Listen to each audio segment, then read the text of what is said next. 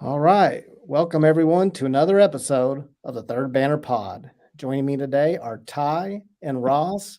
Usually Ash is hosting, but he's not feeling too well. So I'm hosting. Hopefully, I don't butcher it. He does a really good job. So a lot of pressure to live up to. This is our fifth episode now, and we have a lot to talk about, fellas. In particular, basketball recruiting. While nothing concrete has happened, no more new commitments since our last episode. Excuse me, since our last episode, we have had some new names come up. We also have some spring football practice recruiting updates to talk about. We have transfer portal recruiting in football, a couple of O linemen that have come up on the board. And then we also are going to talk about what's going on with Lamar Jackson. What's going on? Is he being blackballed? And that's something we're going to get into. So, starting out, fellas, we've had some new names come up in basketball, and I want to know what you guys thought about some of those names. And I guess we'll start with you, Ty. The big news that I've seen recently, Keon Minifield, I believe that's the point guard or the guard from Washington. I love the kid's game, man. It's super. It says he's only listed about 6'1", I think, but looks super long and rangy. For what I saw, can really get to the basket, create his own shot. Something going forward with building out this roster. And if you've watched any of the tournament games, some of the things that the best teams, the teams that are still playing, teams like Miami with Isaiah Wong and Nigel Pack, they have two or three guards that can really create their own shots. And not only that, but they can feed the open man, find teammates for open shots, and have great control and pace. And that's what I'm looking for the guard spots here. Keon Minifield definitely fills that role. Another name that we've kind of heard possible rumors, not sure where we stand on that, but Caleb Love from North Carolina. Another player that can create his own shot. Sometimes not the best shots, but he can create his own shot and get a bucket. That's something that this team is going to desperately need. There's been a lot of momentum. I'd like to see it keep going. I'd like to see possibly some visits here soon. Maybe a commitment out of Keon Minifield. But right now, there's a lot of positive momentum. So we'll see how it turns out. Yeah, Minifield, man, the minute I saw any tape on him, I was like, that's the guy. That's the guy that we've been talking about in the previous pods. Like, we need that guard that can set up teammates. He's got great vision. He sees the floor really well. He knows how to set up his teammates. He makes a team better. I love players like him. He seems like he's on the smaller side, but he plays fearless. His assist to turnover ratio, seems decent. I like the kid a lot. As soon as I saw him, I was like, that's the guy. That's the guy we need. One. Yeah. And man, to get, and we saw today his list that came out, the teams that are recruiting him, programs like Duke, I think Alabama, Arizona, Arkansas. Of course, Arkansas is on there. Of course, they're on there. Yeah. There was a lot of the who's who of right now that's in there. And I want that kid, like you said a couple weeks ago, Banner, like you want a boss, you want him bad, like Minifield I want bad. Like I want that kid. I want that kid to be playing in the black and red, man. I want him bad. All right, welcome to the pod, everybody. Discord gang, I see you all in the house. Nick Sorrell, I see Connor's here with us. Tron, good evening, sir. I agree with you, Ross. I agree with you 100%. Minifield's the dude. He's a guy, and honestly, people have been on the message board, social media. They've said, you guys are being too picky. We're not going to find these kind of players in the portal. you need to take a guard that's more of a, looking to make the next step, which I don't have a problem with that when they're at the lower level, like a lower major, and they score and they're like a really good offensive player who maybe was under recruited. But when you get these guys that are at the Power 5 level and they're reserves, it's not that they can't be good players, but we need that dude who has all the tools to be a point guard. He's And looking to get then more minutes. and we've been told, well, you're not going to find that. They're not going to transfer. They're not going to leave, or they're going to go pro, which Minifield apparently was considering, but he decided to stay at Washington. Then all of a sudden he enters the portal. And I look at the dude's tape. I saw a couple of games and he stuck out to me in those games. I didn't know he was a legit option. He checks all the boxes. He checks all the boxes. Not only does he check all the boxes, but he makes it easier for us to recruit some of these other guys that we've been a little hesitant about because he can create for others. The dude's lightning fast. He's lightning in a bottle. And he is very athletic. He has great court vision. He can hit the three at a decent clip. I think his percentage is a little lower only because he probably takes very difficult threes at times. I don't think it has anything to do with the shooting form or any fundamentals that he needs to improve upon. I think he's got that. He can hit some shots. He's a bucket. He has, I won't say he's as fast as De'Aaron Fox, and I hate to compare him to anybody over there, but that is kind of the vibe I got as far as the way he penetrates the lane. Not saying he's going to be the next De'Aaron Fox, just saying he checks all the boxes. He has all the potential in the world, and I picture him. I said 2 or 3 podcasts ago, it might have even been one of our pilot podcasts. I want to see us get a guard who's quick. I said little and fast, but he doesn't have to be like super short. I just mean like a small, quick, thin guard who can penetrate the lane. And I was picturing him throwing lobs to Dennis Evans. I'd love for Churchill Boss to be a part of that. We'll get into him a little later. But this is him. This is the dude. And we haven't gotten any real concrete information on if we lead. We've heard that it's us and Bama. I know that was who reported that? One of the big guys. I thought maybe was it Borzello maybe or something. It was not Borzello. Somebody that I don't know why I'm Slater. Who? I think it might have been Slater. Slater. I think he said Slater was us in Alabama. Us in Alabama, and it seems like we're not getting much clarity beyond that. We've seen different people say different things. Some people feel really good that we're going to land him. I'll wait till we see a bit more before I get too invested. I just don't want to because this is the dude. This is the guy that would change everything to me. Then I don't mind Sky Clark as much because the way I've been looking at Sky Clark is right now as the roster's constructed, he's our dude. He's our primary ball handler. He's our primary decision maker. And it's a guy who played half a season as a freshman at Illinois. It doesn't mean he can't be good, but he also came off of ACL injury. He was really good going into the end of a sophomore season in high school. And then he's kind of had a little bit of a decline. He's trying to build back up to what he was. So we don't know what we're getting, long story short. And I would rather put the ball primarily in someone's hands that I know I can trust. That's this dude. That is Minifield, beyond a shadow of a doubt. And he's the only player that we've been talked about where every single person I've seen wants him. Like every person on the message boards, every person on social media, on Twitter, everywhere. Everybody wants this guy. Like Caleb Love, is his shot selection bad? Is he the tournament Caleb Love, or is he the guy that we saw all of last year? The guy Dixon Waters, is he a bench guy, a spark off the bench? Could he really be a starter and provide instant impact or not? And you have Keyshawn Hall, is he really even meant to be a guard, or is that just something where he keeps putting us on his list and we're not? I don't know. There's all kind of question marks, but not with this guy. This is the guy, and he changes everything for me. So, still in regards to Minifield and with us in Alabama just got a commitment from I think it's Jaquan Walton from Wichita State. I remember him because we recruited him a few years ago in the Chris Mack era, but they just got a commitment from him. He's a bit of a wing. a bit of a wing, but he has some guard skills. Mhm. That would probably bode well, in my opinion, for us.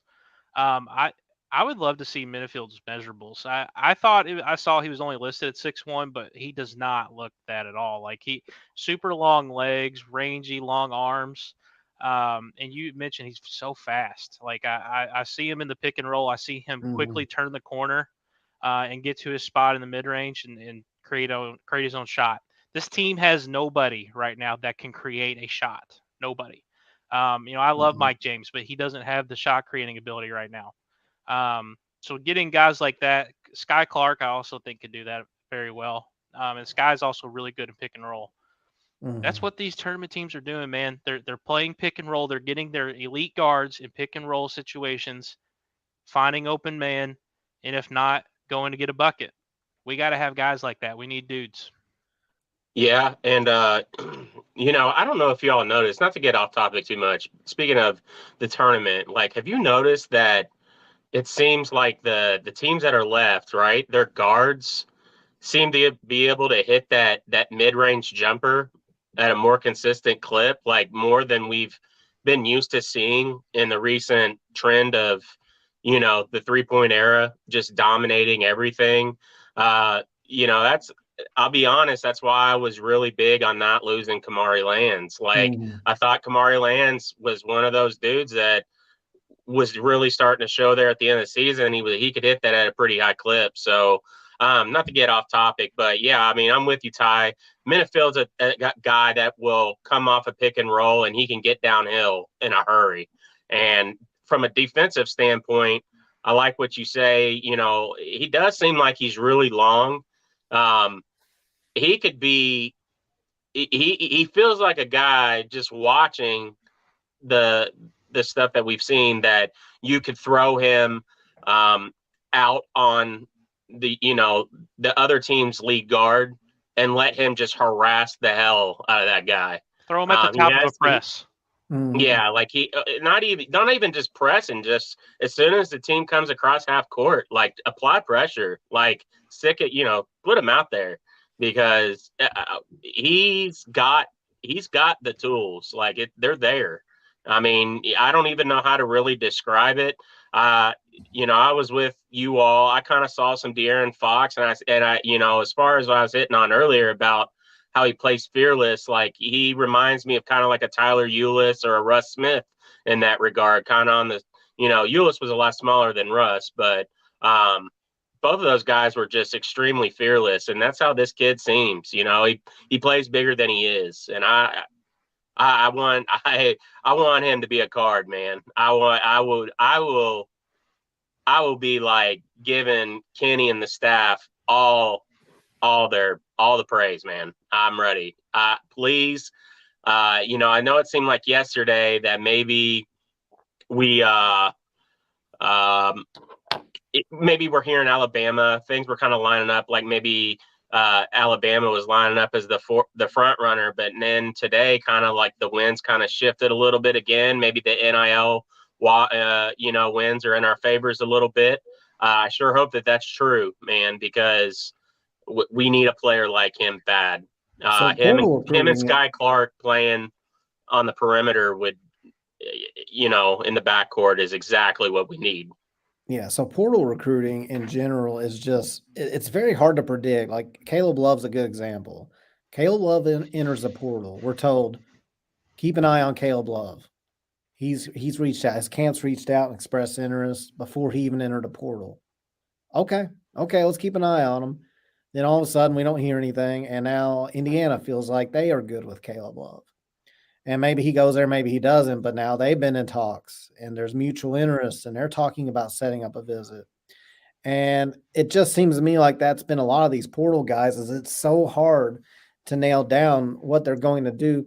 And here's what I think is actually happening to an extent is it's great to land these high school guys who are top 40, top 30 players, but the analytics show the tournament teams are the most experienced teams right now, and a few of those teams, like Miami, for example, are heavy portal teams. And so what I see happening is a shift from focusing so much on high school recruiting. It's not that you don't, but I'm not seeing as much invested in that. It doesn't seem to be like this big knock them down, drag them out competition for the high school guys like there used to be when it was the one and done era and you were trying to get these top 20 guys.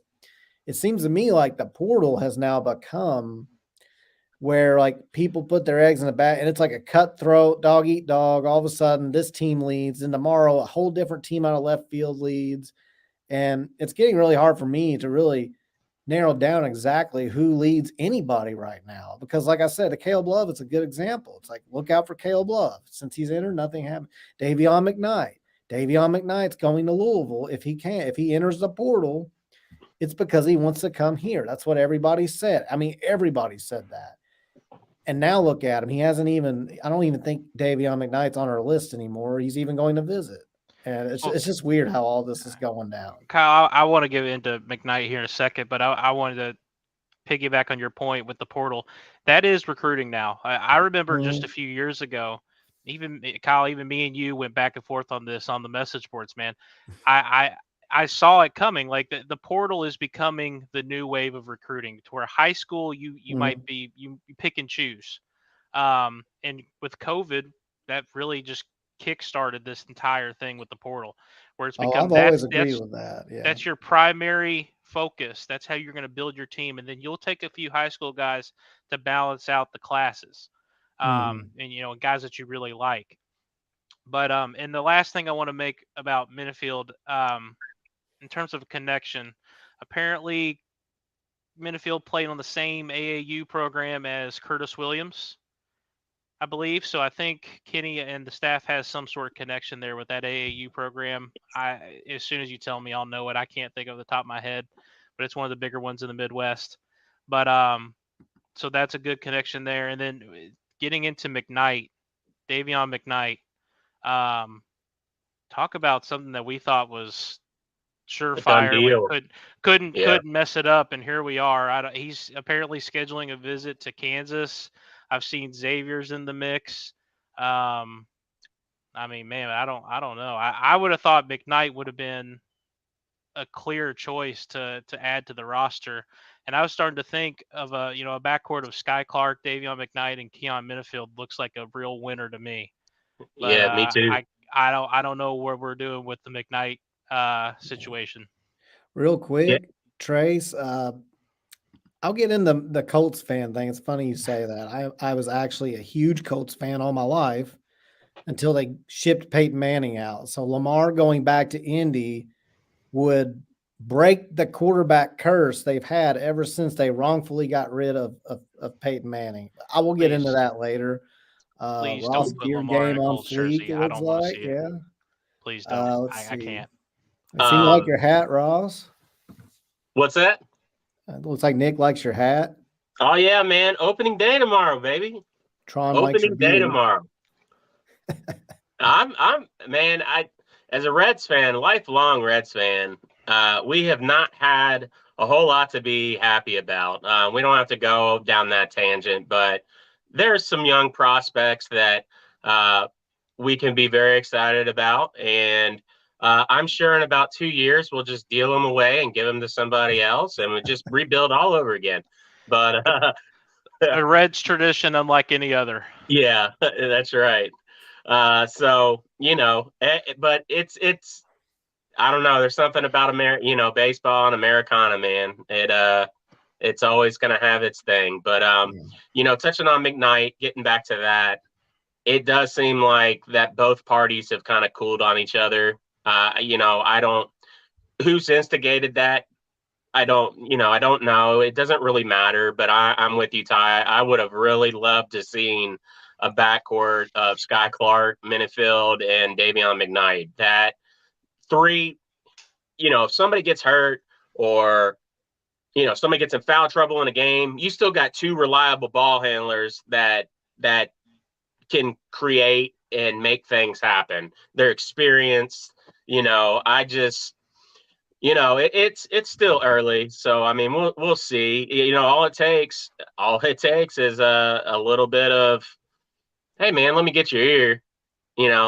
let me talk to you about this deal. And, and it can change in a hurry. If Louisville, I just say, it feels like, from the outside looking in, if Louisville really wanted McKnight, we could get him.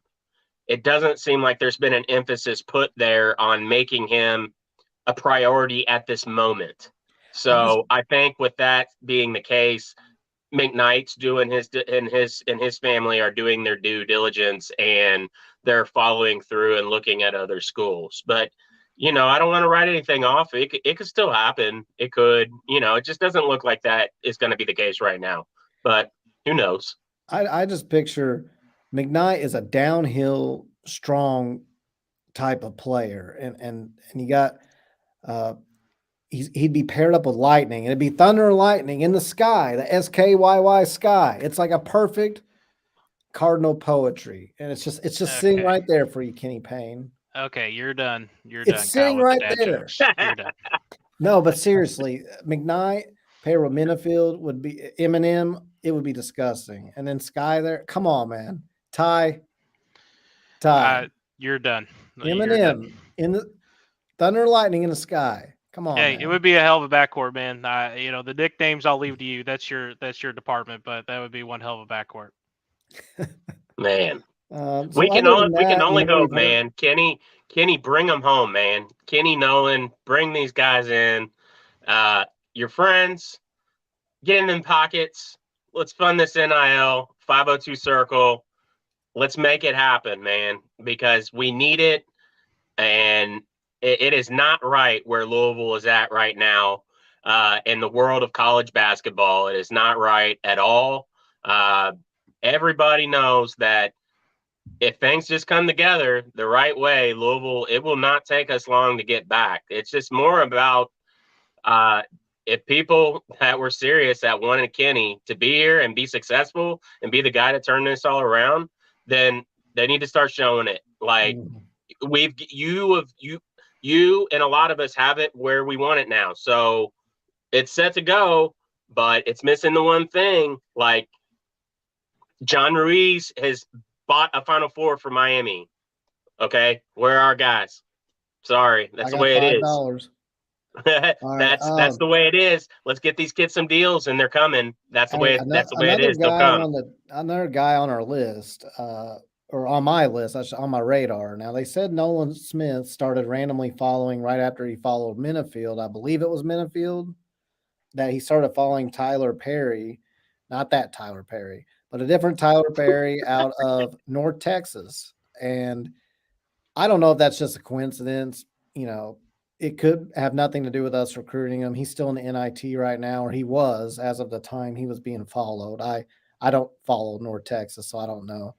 But that would be – now, look, like I said, 2 or 3 podcasts ago, I said, here's what I want. Sky Clark's coming. We knew that. And I wanted a small, quick, flashy guard that could penetrate the lane. Minifield would fit that. And I said I wanted a marksman off the bench. Tyler Perry, which I don't know if he'd come off the bench or not. But if we could land a guy like that, that guy's a marksman. If you watch his highlights of, his film from North Texas, I think he shoots 41.5% over the last 2 years. So very consistent. Yeah. He can hit very difficult threes. It's not like he just stands in a corner and shoots corner threes. He's not Devin Reed. And he can actually create off the dribble some. He's not as flashy as a Minifield, but he can create his own shot. He can get in the lane. But a guy like that paired up with Minifield and Sky Clark on the outside, I mean, I would love it. So that's a name I'm looking at. I don't know if you guys have seen much on him or even know who I'm talking about. But I mean, as a lifelong North Texas Mean Green fan myself, I know all about. I haven't seen Perry, but I love to hear that he's a 41% 3-point shooter. We need some shooters. Funny you mentioned Devin Reed. I didn't even know you knew he stood in the corner because I just saw him sit on the bench the whole year. I didn't see him stand in the corner. But he was down in the corner of the bench, corner of the bench, right? We need to. We're getting there. There's some progress. There's going to be more guards come out in the portal too. So there's going to be more players. We're still fairly early, but Minifield for sure. We need to get on that. Try to wrap that up as quickly as possible. Yeah, and that's the one. That's the one I want. I agree. There's going to be. We can only talk about the guys we know are entering or are rumored to enter, so it's kind of difficult because you could easily say, "Look, you guys need to just relax." They're not even. There's a lot of guys aren't in yet, but a guy like Minifield, I mean, you take him tonight if you can. I mean, you don't look. You don't wait. There's no waiting for a guy like that. You could argue some of the other ones, but not him. And then I also we talked about guards, but Churchill Boss, we're all on team of Boss. We all are dying to have him, and He's a boss. I cannot wrap my mind around where we stand with him because you've got guys who are very connected, who are saying completely opposite things, and they're consistently connected. So I know a guy in our Discord who, he's proved himself time and time again. I don't know how he's connected or who he's connected with, I should say, but he's dropped scoop left and right. He thinks we're going to get a visit soon. I think a couple of days ago he had said that we were ramping up the recruitment for Churchill Boss, and we should hear more soon. And then another guy who's on the message boards who has been credible for years, he's saying it sounds like Kansas, it sounds like Ole Miss, and Ole Miss just strengthened their position after a visit because now they have Chris Beard. He's got a stranglehold on that recruitment. Yeah, I knew that was coming. I knew that was coming. Oh, come on, Ty. I can't say I wasn't going to make the same joke, so you beat me to it. Good. So you can't trash this one if you were going to say the same thing. Anyway, it sounds like we're getting conflicting info. I really would love to have Churchill Boss, and I'm just picturing Minifield throwing lobs at Boss, and I'm setting myself up for major disappointment, I'm sure. But you know the meme where the wife is like looking at her husband while he's turned over, and it says like, I bet he's thinking about other girls, and like it has a little thought bubble. Well, mine's like Churchill Boss catching lobs from Keon Minifield. Yeah. Yeah. I mean, guys like a Boss and Pryor, or was that his name? The North Texas kid? Oh, Perry. I don't know why I said Pryor. They don't have to be real flashy and super creative when you have guards like Minifield, if you had guards like Minifield and Sky Clark creating for you. They're going to make everybody else, they're going to make their teammates better.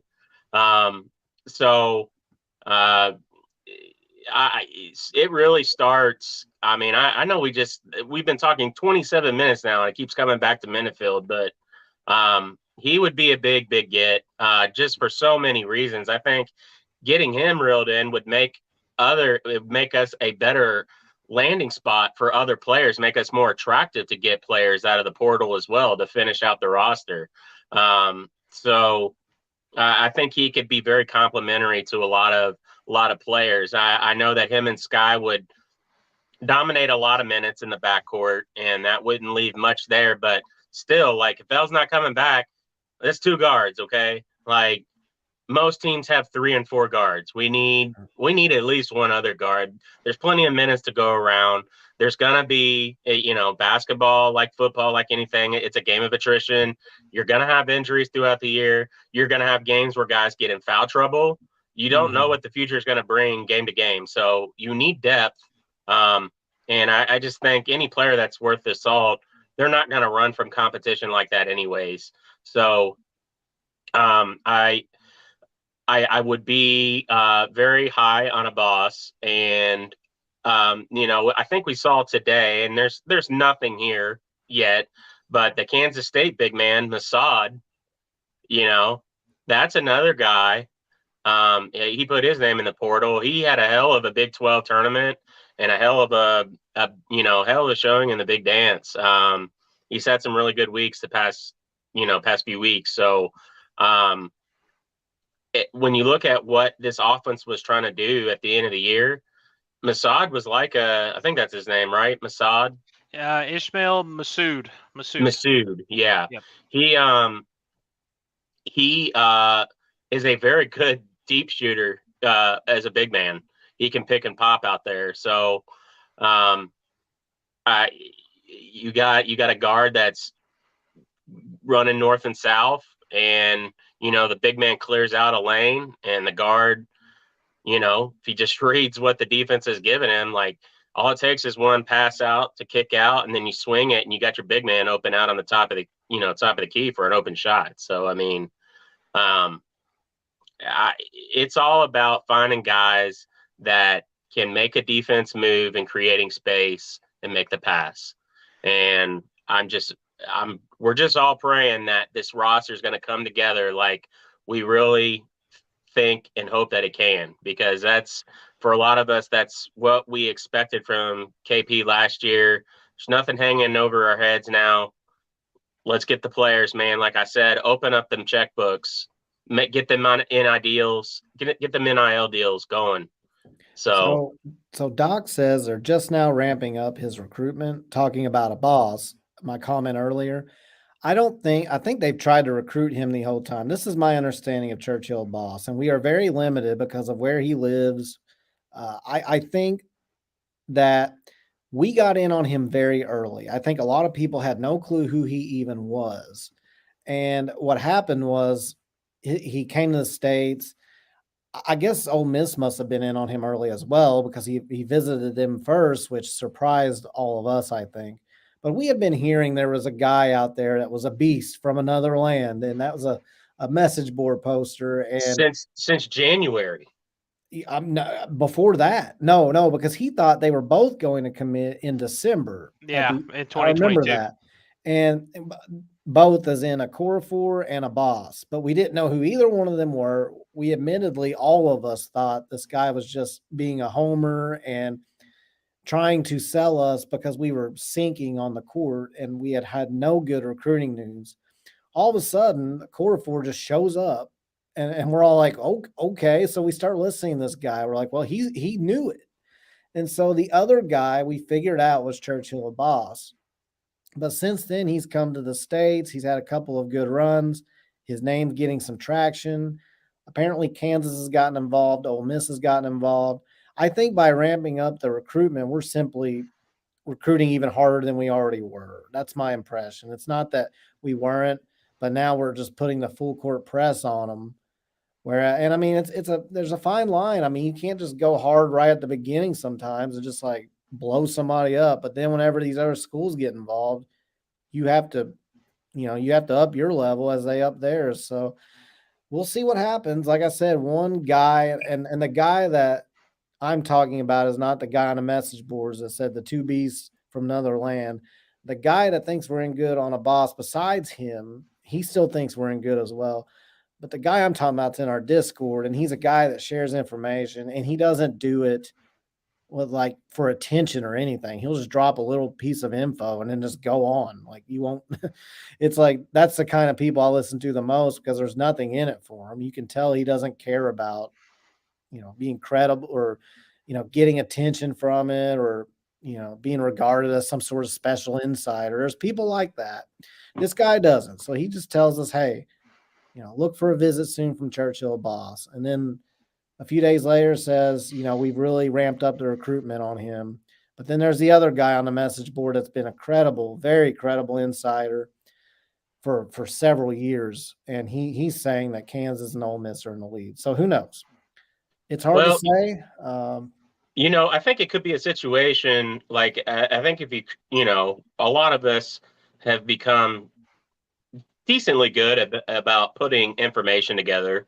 It doesn't always work out that way, but I think what we're seeing is that we were sitting pretty good with the boss. Mm-hmm. I think we were in there early. Like you said, he came over here. He's starting to blow up a little bit. So we started seeing other programs that are getting involved now. And because of that, and that's why we're hearing now we're ramping up. And I'm not surprised to hear that we're trying to make a visit materialize very soon because, his name's getting bigger. So, the more attention he gets, you obviously you could get him wrapped up sooner the better. So hopefully hopefully Okorafor can have some good things to say about his time here thus far, and you can just really show like, hey, look, like there's a lot of minutes available next year. Like Withers isn't coming back. So really all you're looking at down low is you've got Okorafor and Dennis Evans and Brandon Hundley Hatfield, who we've still not heard from. I mean, I think most of us assume he's coming back. So, but that's still leaving a lot to be played with and determined. I mean, our front court needed as much work as our back court did this year, so a boss would fill a need that not a single guy that we know for sure that we assume is going to be here next year. None of those guys are a boss. They don't bring that thing that he can bring. So he would get minutes alone on that. So speaking of filling a need, I wanted to talk a lot about our offensive line recruiting in football because we got a couple of new names on the board. I want to first see, Ty, did you have anything else to add about a boss? So here's my thing, and from what limited footage we've seen from Churchill Abbas, I like what I see, but my question is this: do you think he can play the 5? Because I still don't feel comfortable with the 5 spot on this team. I watched 32 games of Brandon Hundley Hatfield. I think I know what he can and can't do. He's not as physical. He's not the physical presence that I feel like we need. In my opinion, just because of how the crunch on the numbers is coming to. And I don't want to go down that road with Karan Davis, but I'm looking at Karan Davis here. If he's coming and he's getting this scholarship, there's a real number crunch coming. In my opinion, I would rather take from the portal.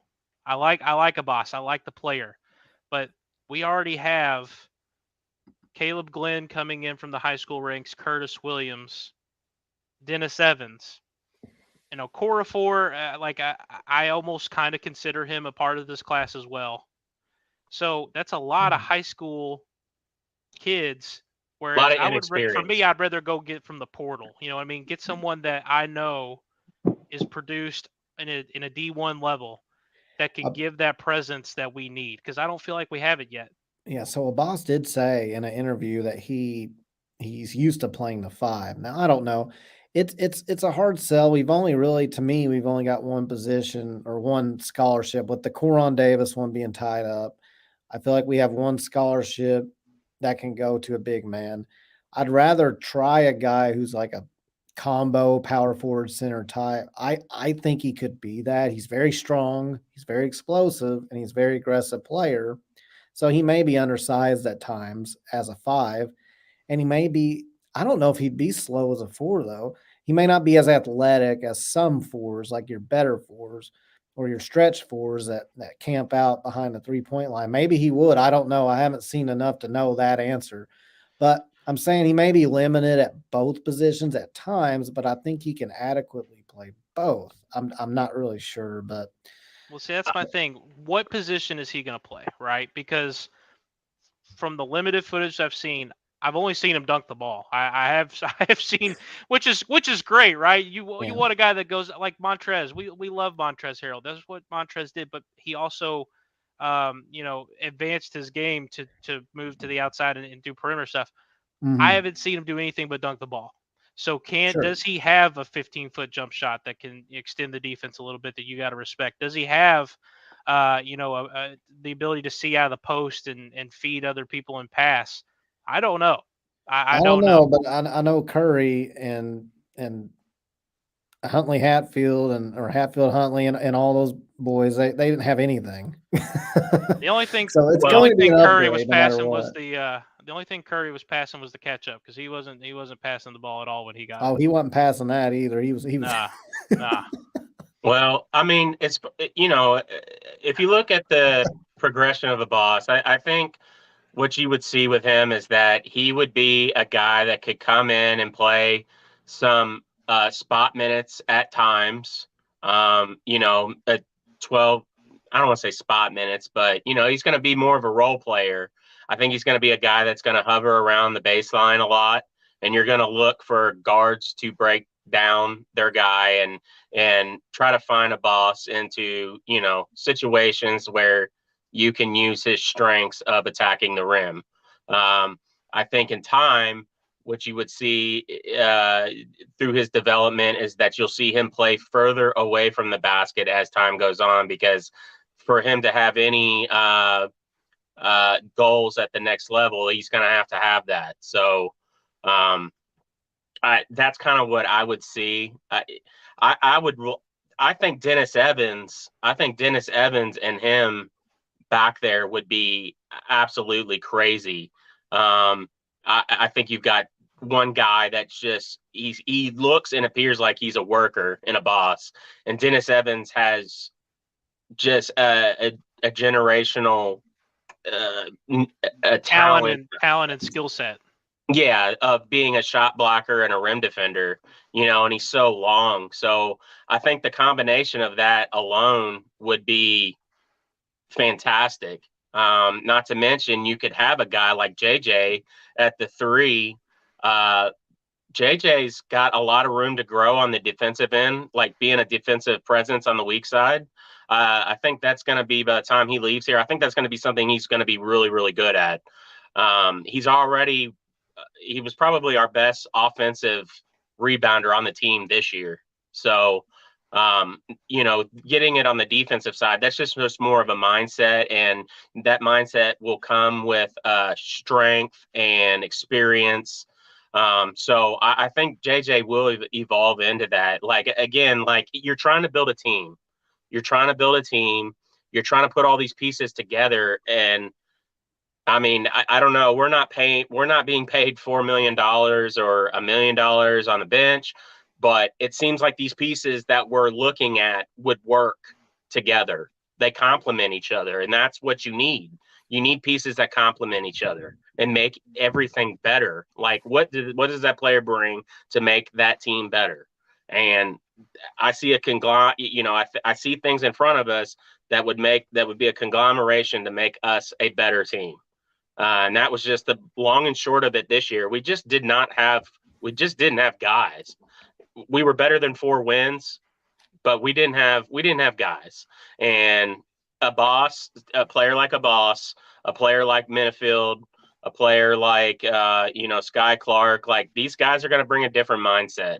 And I just got to get these players, man. I can't keep. He's going to go back to it. Find NIL deals for these guys. That's already been proven to work in teams that are there. They're still playing this coming weekend.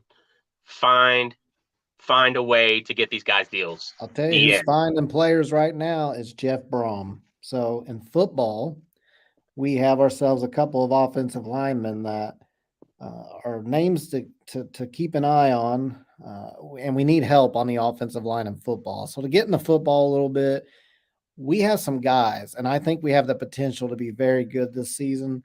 But linebacker, offensive line, and maybe one tight end and one cornerback, not quarter for people listening, corner like CB. One cornerback, I think we need that. We could use another quarterback, but we're not going to get that. So with that being said, offensive line, I think, is the biggest thing that we need. Well, I don't know, linebacker as well, but I saw a couple of offensive linemen we're looking at. Owen Murphy is 6'6", 300 pounds. He's a tackle out of Akron. He started 10 games this season, played in 11. Not sure if he got hurt or what happened there. And then we have Willie Tyler, who's 6'7", 330 pounds, offensive tackle out of Rutgers. He's an interesting one. Now, he's huge. Obviously, he's a Goliath of a man, but he has played at Texas, Syracuse, junior college, and Rutgers. And he was replaced as a starter after 9 games. He started 9 games, and then at the end of the season was replaced. So that's gonna be a no from me, dog. Yeah, that's a lot of schools. He's got some frequent flyer miles. So, yeah, man, that's a lot of red flags for me, man. I don't know if he can protect quarterbacks. The only thing he's protecting is frequent flyer miles with the amount of places he's been. I mean, good night. I don't know, but there are two names to keep an eye on, and it does sound like Jeff Brohm is recruiting the guys he needs. We talked about a potential linebacker last week from Utah State, but I've heard nothing more on that. I've looked, Go so ahead I and say his think that's name. not a thing. Say his name. Yeah, can we get the AJ name, please? Bonfajon. Okay, yeah. AJ Papa Right. John's? Papa Right. Papa John's? John, yeah. All right. Well, he's ours then. I mean, Well, he's just like Papa John. He's gone. He's nowhere to be found now. Well, actually, I know exactly where Papa John's is. He's right up Calipari's backside down there in Lexington. But that's a different story. Kyle, I think you forgot perhaps the biggest possible offensive line recruit, and that's Brock Doman. We saw a picture of him recently in spring practice. Brock, brother, what are we doing? We got to get you in some shape, brother, if you're going to be QB2. I don't know. But it's a good strategy, Brock. I mean, if you can't see the field as the quarterback, it's a good strategy to eat some biscuits and gravy and convince Richard Owens to get out there. Man, what was the stuff back in the early days of South Park that Cartman took, the weight gainer 3000? It's like yeah, that picture was rough. Brock, you gotta get in shape, man. You're looking like us. Get these gains. You're looking like us. Brock, you're looking like left guards in your future right now, brother. No, hey, spring practice is kicking up. It's exciting times. I can't wait for the spring game, guys. I know at Discord we've all been talking about going together. We want to do a pod. Yeah, I would love to do a pod from the spring game, man. I'm so hyped up. I'm so excited. Talking about talk about expectations for this year, man. I want to wait to see what I see out of the spring practice and the spring game, and I don't want to put unfair expectations on Jeff in year one. But it from the off season that he's had and the additions, it's really, really difficult to not start thinking. And if you look at the schedule, it's difficult to not start thinking 8-9 wins plus. It's 15-0. It's there for the taking. If Jack Plummer is as good as we think and as good as advertised, with the additions on offense, the defense, if they can get that figured out and put on at least a decent defense on the field, the schedule is doable. It's possible to get to 9 or more wins. And I don't want to put that on him too early, but he's making it harder and harder to not, just go all in on the hype train. Yeah, and the rumor mill is that Plummer and Thrash seem to really have a good early connection already. Thrash is a guy, Jamari Thrash is a guy. As soon as we started recruiting him, I was like, yes, like get that guy. Certain players you can just tell can play. He was one of them. Dude produced, and I'm very, very excited about his addition. The other one, the Kevin Coleman, the kid we got from Jackson State, hearing a lot of positive buzz about him. Seems like those two guys are really separating themselves from the pack right now. And, even today we got some rumor mill that the defense is looking, I think even some players even commented on it, that the adjustment has not been that rough thus far from, Brian Brown's scheme to what Ron English is wanting to do now. That is positive, I think, probably more positive than negative.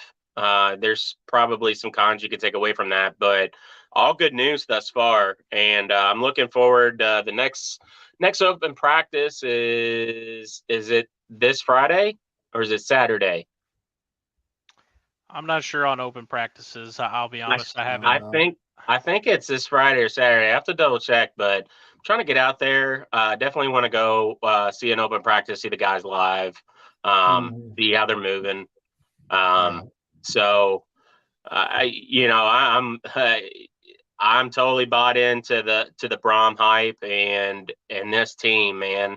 And I like it because we're kind of like, we have guys on the national level that are giving us respect, nationally, kind of telling us to watch out, that we could be a dark horse, but we're still sliding under the radar right now. And I feel like when we've had some of our best years as Cards fans in football, it's when we get that angle and we're out to kind of like show the world, you know. I think this team, barring they can protect Plummer and keep him upright, there's some really, really good things ahead. So, I like our stable of running backs in Jawar Jordan and Maurice Maurice Turner. Mm-hmm.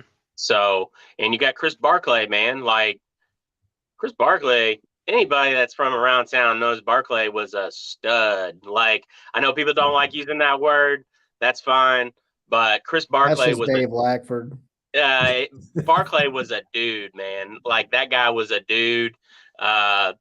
He was phenomenal. He was a great player. Can't think of. He's exactly who I want back there teaching guys how to tote the rock. So, really excited. Really exciting times, man. Kyle, before you go in, Ross, if you do go to the practice, please let me know how Jamari Johnson looks, man. I am so excited for Jamari Johnson. He's He's my getting a favorite. lot of positive buzz. My favorite recruit in our entire class. We've seen what Jeff Brohm offenses can look like and what they can do with a great tight end. I remember we watched plenty of Purdue games this last year, and I constantly pointed out Payne Durham, how just a beast he was in this offense. Jamari Johnson has me so excited. I think he's going to be. You said stud. That's what I see. I see potential NFL prospect out of Jamari Johnson. I can't wait to see him play. Oh yeah, man. I mean, I don't know if he's got quite the size, but he's got a very similar build. I mean, somebody that was very similarly hyped on back in the day was Kamari Averett. Remember, we got him the same year as we got Mekhi Becton, in that same recruiting class. And Kamari was 6'7", 260, 270 pounds. I mean, the kid had it. Some very unfortunate things happened and kind of derailed his career here at U of L, unfortunately. And you hate to see it, but I would have loved to see what he could do. But that's the type of, I think Jamari Johnson is him with more talent, more athleticism. Kids got as Jordan would say, the floor is the ceiling. He has freak athleticism. He's got good hands too. Great hands, freak athleticism, great size that you can mold too. Like he's a little. I think he's coming in perhaps a little thick, but you can definitely mold him, get him in the right spot. He is the one that I'm most excited to see. Well, freak athleticism, unfortunately, does not always get you paid. And that's where I get into Lamar Jackson, our boy, our football savior. Free Lamar, man. Come on, NFL. Free Lamar, man. So, this is silly. Okay. So this has been something I've thought about bringing up on other podcasts, but I've just kind of watched it develop and it just doesn't seem like there's going to be an end anytime soon. And I'm starting to think he's not going to play next year. No, don't say that. I know. He's in his prime. That's what's killing me. But I'm not. It's not being negative. It's really looking at the writing on the wall here. He can't go back to Baltimore and play. I'm sorry. There's people that are still. You still see some people saying, I still think his biggest chance of playing will be he'll remain in Baltimore, and they put the odds the highest for him to remain in Baltimore. Look, man, there's just no way. That relationship's completely fractured. Yep. You can't just go back. It's kind of like you see these people who maybe they can do it. I see people who have affairs or get cheated on and then they just go right back. Is it really the same? I don't know. And that's not the perfect example, but it's just one of those things where if you do something bad enough, to me, you can try to repair it, move beyond it, but you never forget. And I look at this Lamar Jackson situation. I don't think this is one of those unique situations where every single party involved is in the wrong, in my opinion. And that includes Lamar. As much as I love Lamar, I mean, I'm repping him right now. As much as I love Lamar, I'm shaking my head at some of the things he's doing because I'll start with Baltimore. Baltimore could have extended this man after his third season, saved themselves a lot of money in hindsight. Now, you played the game. You played the gambling game, which is that you could just keep him going on his rookie contract all the way through, and then you would be able to extend him later.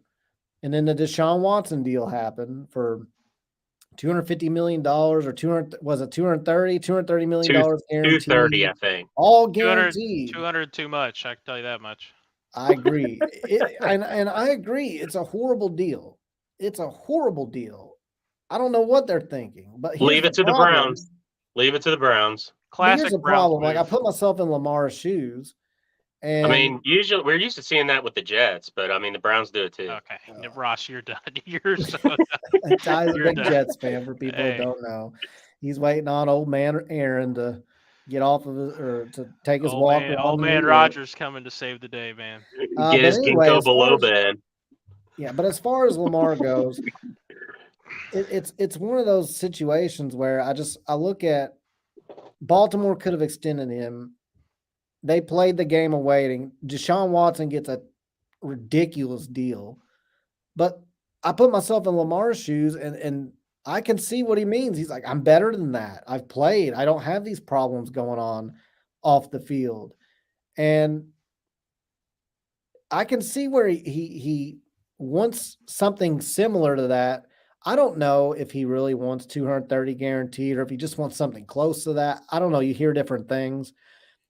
My problem with Lamar, obviously, he's already lost like several $1 million not getting an agent. And people say, well, you have to pay an agent, but you're not paying an agent nearly as much as they're paying you by making these deals. And what's happened is Lamar, who has no educational background, who has no experience doing this, is now negotiating these complex deals with a team who I don't think they believe in him. And I think that they've shown that. And it's very unfortunate for everybody because now Lamar is so headstrong on not having an agent. Now he's going out there and trying to find another team on his own pretty much. And I know he's got guys backing him, but they're not agents. They're not certified, and they're not as experienced. And the NFL is not willing to work with them. And it's just one of those things where I'm really mad at Baltimore more than anybody because it's like you guys didn't surround him with anybody except running backs. Like you surrounded him with no good receivers. You have a good tight end, Mark Andrews, and nobody. So what are you talking about? Lamar is like, hey, I want my money because you can't. It's like you're not. You can say, well, we need that money to surround you with talent. It's like, dude, you guys haven't surrounded me with talent since I've gotten there. What makes me think you guys are going to do it now? You might as well just pay me and let me do it myself. Yeah. You know? I mean, I don't know what you're talking about. I mean, they signed a never healthy Sammy Watkins. They had Devin Duvernay. They drafted James Prochet. I mean, clearly Bateman, Busman. Prochet is a big deal. Bateman is good, but he can't stay on the field. Like that's a big deal. I mean, when Bateman plays, he's really good. Like he's a number one. Like I don't have any doubt in that. I'm with you. Like they just did not compared to other teams. And you look at when they got their guy at quarterback, those teams made a major emphasis, put a major emphasis on getting that player surrounded with weapons to make sure that they could be the threat that they could be. I'm so tired of hearing all this crap around Lamar of, he's not accurate. He can't make the throws. I'm so sick and tired of hearing this. It's BS. It's an old narrative. It's not true. It's statistically it's not true. Mm-hmm. It's not true at all. And Baltimore at this point, Lamar got up on that stage after he got drafted and said, I'm gonna get him a Super Bowl. You best believe that. And I think if Baltimore had been committed to that, they would probably have a Super Bowl by now, or they would be fending for one this year. But the like actions speak louder than words. You can say that you love Lamar and we Right. want Lamar to come back and all this. You didn't do anything to prove that he was your franchise guy. You held out on him last year. You didn't sign him. You held out on him again this year and put the franchise tag on him. I think that the Lamar stuff, as far as him overplaying his hand, I don't see it that way. I really don't. I think that there's going to be a lot of moving and shaking that's going to happen at the draft. I think that there's a good chance he's going to get moved at the draft. And I think as time gets closer and some teams that think that a quarterback that they want is going to slip and come to them and that doesn't happen, I think you're going to see some teams that are going to move. I hope you're right. I don't think it. I think he's being blackballed. I think he's being blackballed by the owners and the agents alike, and some of that is on him for not seeing that coming. I think, but that's what they want you to believe. Baltimore. That's what they want you to think. They want that narrative to be out there. They want it to make it look like, oh well, Lamar's the problem. Sign an agent, Lamar. Sign an agent, Lamar, because they don't want players just paying themselves, because you're not going to talk that player off that edge of that money. Okay, they have less negotiating power when it's not a mediary in there discussing deals. Okay, I get it. Like having a lawyer and having an agent in there can help broker a deal, but it doesn't have to happen. What makes it happen is that the franchise gets a deal that they like. Okay, they don't like the players having the upper hand. That's what we always see in the league every year when it comes to the players union and the owners. It's constantly the owners trying to get the power over the players union. That's what it is. They don't like the players having the so I'm not going to give in to that. I think that the owners have a lot of money, they have a lot of power, they have a lot of friends in the media, and they like to push that narrative out there. Oh, well, Lamar's overplayed his hand and it's because he doesn't have an agent. Like, they want him to have an agent because they want somebody that they could deal with. It's just the way it is. I agree with your overall point, but my issue is that Lamar's not educated in how contracts work, and they're very complex. It's not as cut and dry as walking in and saying, I want this money guaranteed, and that's it. And an agent is able to negotiate with a team on your behalf, and you don't have to hear the things directly that they're saying about why they want to save money or how they want to save money. It's like Nick Sorrell saying contract length, total pay, guarantees. He just mentioned that in the comments. It's very complex. And the problem is with an owner, which I'm not taking up for the owners, Ross. I know what they're doing. I know they do not want guaranteed contracts. And I know that is the big thing. That's the big reason they're blackballing this. But the problem with the agent part is, even if an owner is willing, let's just say I'm an owner and I'm willing to sit down and I want Lamar Jackson. My problem is I'm negotiating with a guy who has no educational background in it. And if I'm probably not going to offer him $230 million. That's what he wants to hear, is just give me, or that's what it's supposedly what he wants to hear, is just give me all that money straight up guaranteed.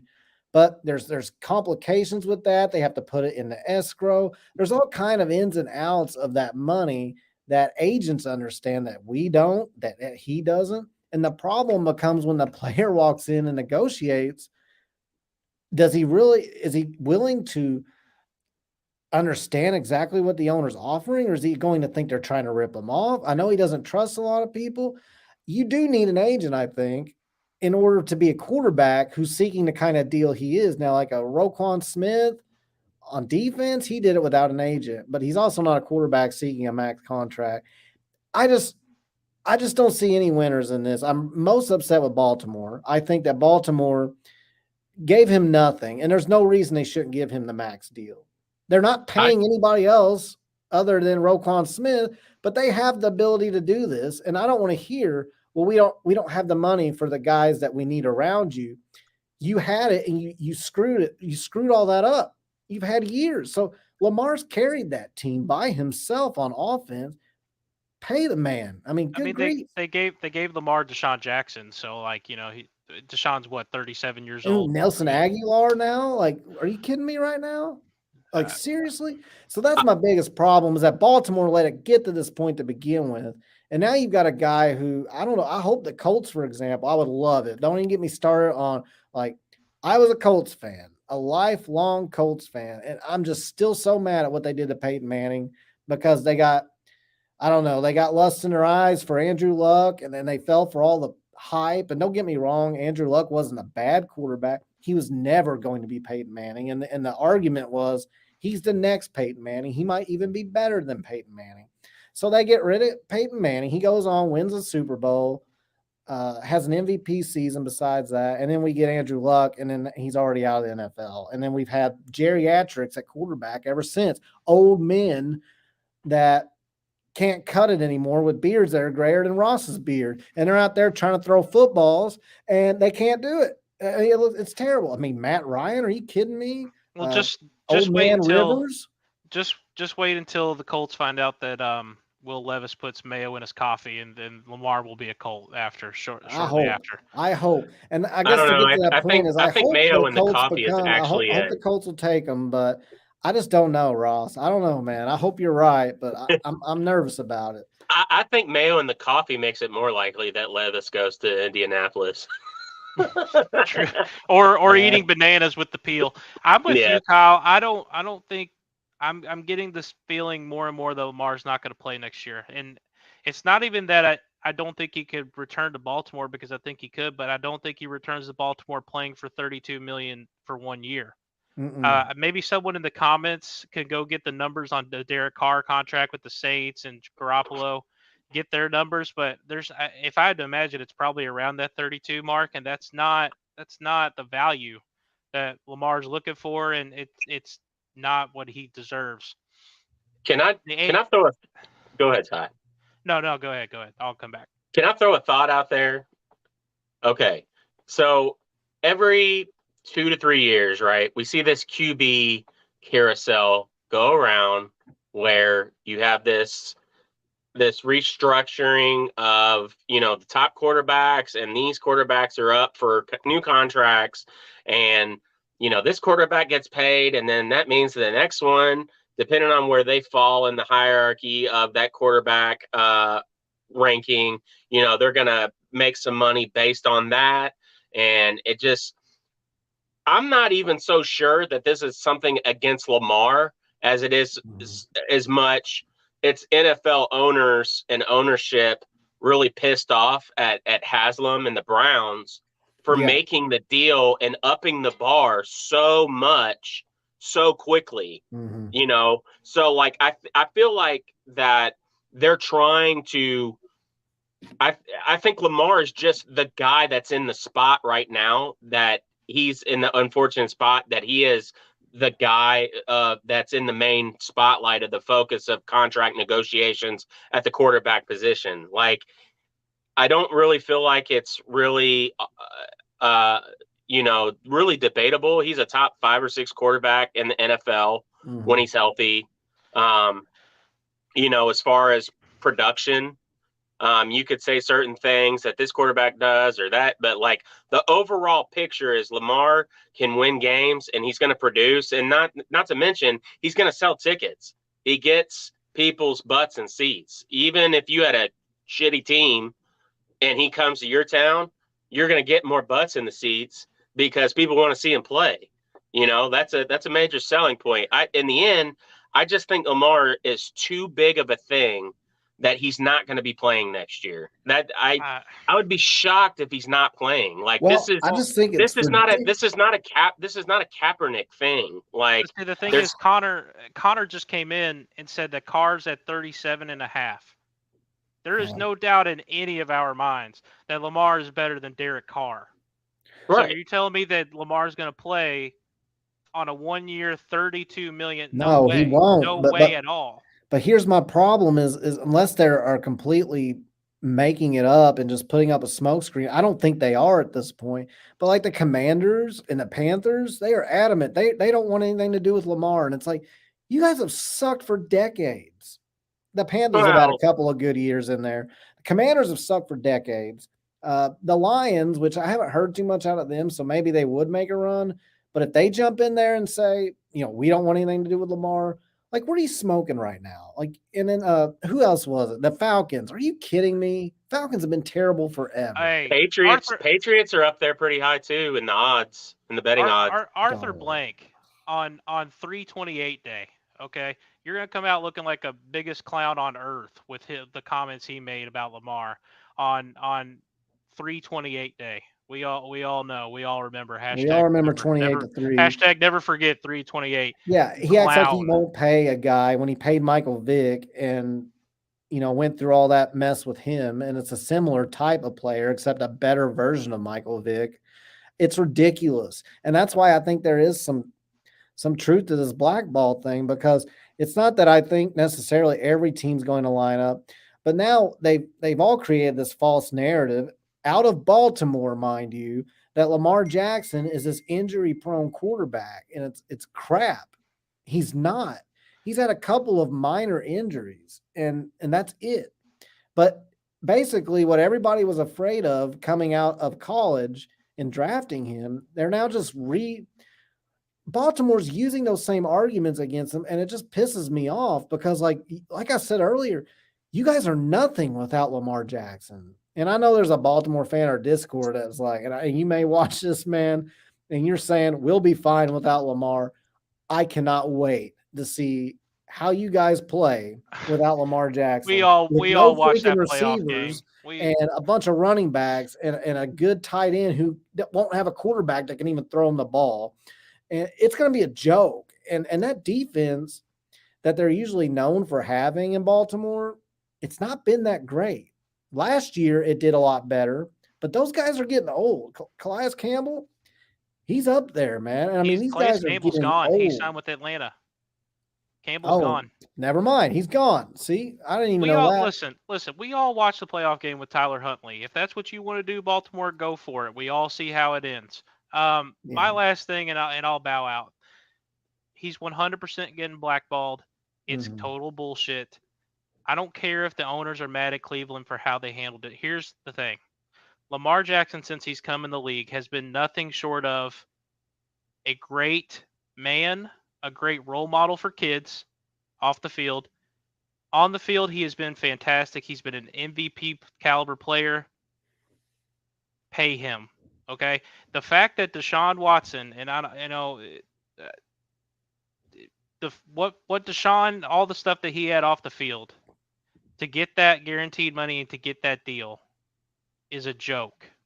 And the fact that Lamar, who has been nothing short of a phenomenal person and a great player, better than Deshaun, by the way, is sitting here without a contract is a joke. And the NFL owners need to wake up, figure it out. I don't know what team it's going to be that decides to pull the trigger, but as it currently stands, I'm with you, Kyle. I do not see him coming back to Baltimore. I could see him returning to Baltimore, but not on the tag, not on that $32 tag. million. It's and not going to happen. Stupid too, because if he does get hurt, he's done. I mean, he's done. They're not going to. They can re-tag him again, but he has no long-term contract, and I just don't understand what Baltimore's even thinking here. Well, I think if Ozzie Newsome was still in that front office, I think he'd already been paid. Oh, it would have been done. It would have been done. Yeah, Ozzie Newsome it would have been done. It would have been done. It would have been done last year. I think you've got Ozzie Newsome drafted Lamar, and whoever's in the front office now, I don't know who it is, but there's not as much allegiance or alliance in that guy. You will see GMs when they come in. GMs usually come in the NFL. They go out with their guy, whoever they drafted, whether they do good or bad. That's generally when they leave, and then their reign is done. I mean, generally NFL GMs are not rehashed and brought on elsewhere. It's just kind of the nature of the business. So I feel like there's some of that playing against Lamar as well. But I think how the best case scenario for this is that like I said, you're going to see a couple of quarterbacks, maybe 3, come off the board pretty early in the draft, and that's going to cause That's going to cause a ripple effect. And if there's a team that needs a quarterback, but they have some veteran style quarterback on their roster and they have an early draft pick to trade to Baltimore, that's going to be the best case scenario. Mm-hmm. That's how it's going to get done. And I think, I don't know the ins and outs of it, but if Lamar goes to a new team, right, he's going to have the franchise tag on that new team, correct? For that 1 year, he would go and play at, right or no? I don't know. I would assume if he gets traded, that they could go ahead and initially that would probably be worked out in the trade where they go ahead and get the new deal. In my opinion, maybe Ross, I think you're technically correct, but I think Lamar would say, "Well, I'm not going to play." So but go I ahead think and trade I for think me, it'd be which would worked be out. I completely think that stupid. him and his mom, I guess what I'm saying, I think he technically would just be owed that franchise tag money this year if he does go to a new team. I know it's not in his best interest to play the 1 year at a new team without a long-term contract, but at that point, if you have a team that's committed to you, then the pressure's back on you, the player, and your people to, well, if you don't take this deal, then that's on you. You know what I mean? So It'll be the like, same problem he has now, though. yeah, but that, like you said, that relationship's fractured. They've already showed that they're not committed. They don't want to meet him at the money that he's talking. So I think that a new, fresh start somewhere else and somebody else committing to that would be the best case scenario. And I think Lamar would take that deal. I think at this point, I don't think it's, unless they meet him exactly at the money that he's asking, the guaranteed money, you're not going to see him in Baltimore ever again.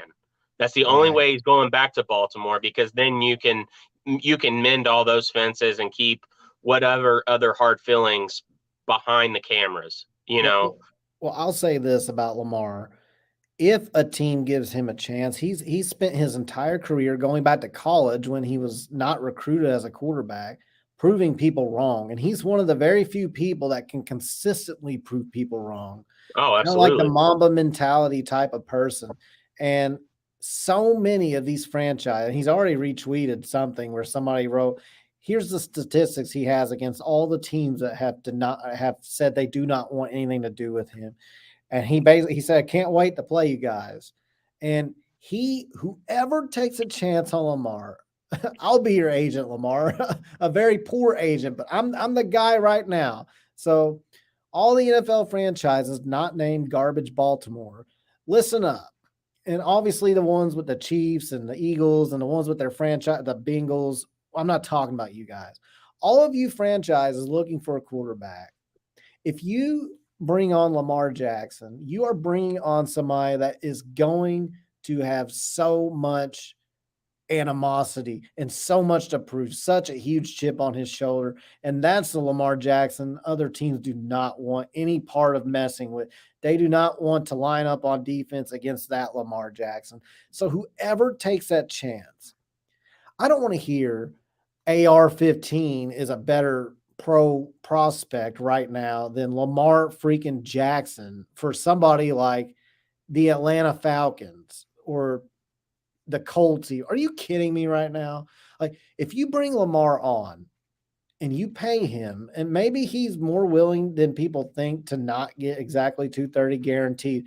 There's no real, I've never seen anything substantial where he's definitely asking for exactly that much or more. But if a team is willing to make him a substantial offer, he's going to pay it forward. And everybody else will regret. He will make it his own personal mission to make the NFL eat its words, because they said he couldn't be a quarterback in college. Then they said he would never make it in the pros. And he's already proven those things wrong. And I would not want to be going up against Lamar Jackson if I'm the Atlanta Falcons, talking crap about him. If I'm one of these teams that claims he's hurt all the time and can't throw it very well, and he's not durable enough, and his prime is going to end in a year or two, I don't want to be one of those teams if he suits up for my Indianapolis Colts, please, or somebody else. He's going to run roughshod on everybody. I'll tell you one That's my team. final thought. I'm going to be really, really interested to see what the Chargers do with Herbert because they're starting to begin their negotiations. If Justin Herbert gets more than what the numbers have been thrown out for Lamar, what are we doing? Like Then I like I will believe Herbert. the black ball.